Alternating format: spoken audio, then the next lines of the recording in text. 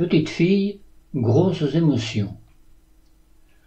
Nous étions chez mes grands-parents avec ma tante Henriette et ses enfants. Petite Lise avait besoin de faire la sieste. La grande chambre était froide en ce jour hivernal, et la petite fille fut couchée, entourée de briques sortant du four et entourées chacune dans un torchon, comme cela se pratiquait alors couramment. On prit conscience qu'elle dormait depuis bien longtemps et n'appelait toujours pas. Ma tante décida alors d'aller voir si elle était ou non réveillée.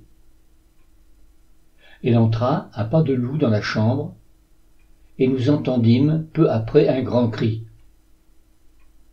L'enfant dormait toujours, mais une curieuse odeur émanait du lit, et Henriette venait d'en soulever le drap. Le drap de dessous était presque entièrement carbonisé, et dessinait un ovale à grands rebords noirs autour du corps de Lise. Elle-même n'avait pas été touchée, protégée par le halo d'humidité créé par sa transpiration, elle-même provoquée par la chaleur qu'avait dégagée la combustion. Le drap continuait à se consumer, mais vers l'extérieur. On avait mis dans le lit des briques vraiment trop chaudes. Ce fut un grand moment d'émotion et de peur rétrospective.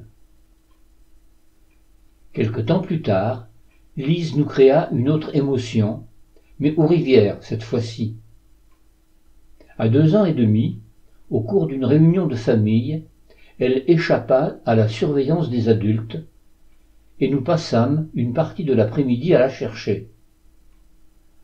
Grâce au témoignage d'une voisine, qui s'était étonnée de voir cette toute petite fille seule marcher d'un pas décidé, et avait repéré quelle direction elle avait prise, elle fut retrouvée, si ma mémoire ne me trahit pas, par Louis-Paul, à vélo, à plus de 2 kilomètres de la maison, plus loin que nous n'aurions logiquement mené nos recherches, sur la route dite de Chébignon. Ça trotte des petits pieds.